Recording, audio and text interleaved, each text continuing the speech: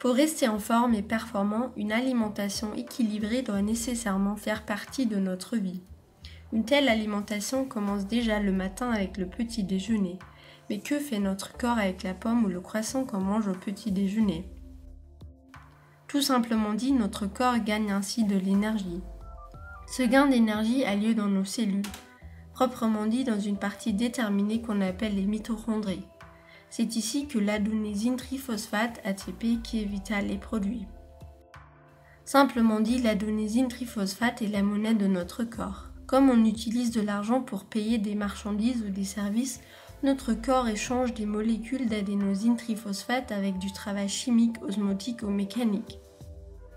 Le travail chimique et osmotique sert à lancer d'autres processus biochimiques à l'intérieur de notre corps, comme par exemple la capacité de notre cerveau. Le travail mécanique est le travail par lequel nos muscles produisent de la force et mobilité. Sans énergie, on se sent faible et sans élan. Si on est malade ou si nos cellules ont été blessées, on a besoin d'autant plus d'énergie pour nous régénérer. Mais comment cette énergie est produite? Pour cela, il faut savoir que notre digestion ne fait pas attention à ce que la pomme ou le petit pain avec de la confiture qu'on mange au petit déjeuner ait un bon goût, mais plus dans quelles matières premières assimilables ils peuvent être décomposés. Dans le cas du gain de l'énergie, il y a 3 matières premières importantes: l'acide aminé, l'acide gras et la glycolyse. Simplement dit, il s'agit des termes qui sont plus courants: la protéine, la graisse et le glucide. On connaît par exemple grâce aux indications de la valeur nutritive sur les emballages des produits. Les acides aminés, les acides gras et la glycolyse forment à travers la déviation pyruvate l'acétylcoenzyme A, acétyl-CoA. Celui-ci est ensuite transformé en dioxyde de carbone et de l'eau. L'acétyl-CoA active le processus d'un cycle du citrate. Si vous préférez un terme de la langue courante, vous pouvez parler du cycle de l'acide citrique ou le cycle de Krebs.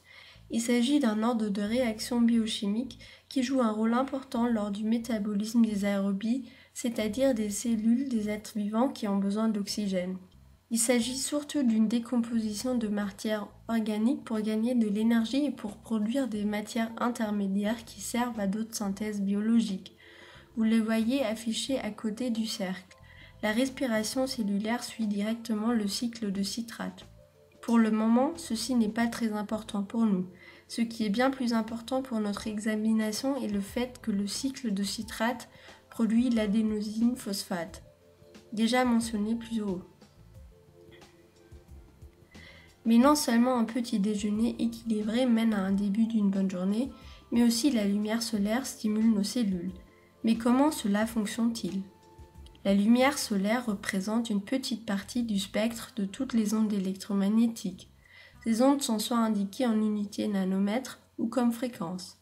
La lumière du jour est pour nous une lumière blanche et claire. Pourtant, cette lumière est en réalité un mélange de différentes lumières et ainsi de différentes ondes électromagnétiques. Si vous vous êtes toujours demandé d'où venait un arc-en-ciel, eh bien il s'agit de lumière solaire qui est réfractée par des gouttes de pluie dans ces différentes longueurs d'onde et ainsi nous pouvons la percevoir dans ces différentes couleurs. Mais attention, est-ce que nous pouvons vraiment voir tous les composants de notre lumière solaire ? Non, l'œil humain ne peut uniquement percevoir une lumière avec une longueur d'environ 380 nanomètres jusqu'à environ 780 nanomètres. Ce que nous ne pouvons pas voir malgré la réfraction de l'arc-en-ciel est d'un côté la lumière ultraviolette, la lumière UV, qui est en dessous de 380 nanomètres, et d'un autre côté la lumière infrarouge qui ne peut non plus être perçue par notre œil avec une longueur d'onde de 780 nanomètres. Le fait que nous ne puissions pas voir ces fréquences avec notre œil ne les rend pas moins importants. Une autre partie de notre corps peut en effet percevoir ces fréquences, nos cellules. Les ultraviolets sont essentiels pour la production de la vitamine D vitale. La lumière infrarouge a également une grande importance qui a un lien direct avec notre bilan énergétique. Et c'est ici où vous pouvez intervenir avec le Beat Light Rent. Le mode de fonctionnement des rayons de lumière qui touchent la peau reste typiquement le même. Mais ce sont la coordination précise et la concentration des fréquences efficaces qui nous le permettent de travailler de manière beaucoup plus efficace lors de l'irradiation directe qu'on pourrait le faire avec de la lumière solaire naturelle. Le Beat Light Rand diffuse ainsi à l'aide de diodes laser des combinaisons de lumière rouge et infrarouge spécialement efficaces. C'est pour cela que le procédé porte le nom Low Laser Level Therapy. La lumière rouge y passe à travers la peau jusqu'aux cellules, agit sur la membrane cellulaire et rend la cellule accessible pour la lumière infrarouge. La lumière infrarouge agit ensuite de manière stimulante sur le cycle du citrate dans les mitochondries et accélère la production des ATP d'environ 400%. Si on pense au fait que la quantité d'ATP qu'on dépense et qu'on produit dans une journée correspond à la somme de notre poids, on comprend vite que lors d'une telle quantité, une accélération du gain d'énergie d'environ 4 fois montre des différences importantes dans le processus. Si vous faites alors partie des hommes qui veulent organiser leur vie de manière saine et active, sans qu'un manque d'élan et des plaintes de longue durée vous empêchent, vous devrez réfléchir à faire une thérapie Low Level Laser avec notre Beat Light Rand. Avec un tel renforcement, il n'y a point de meilleur début d'une journée équilibrée et chargée.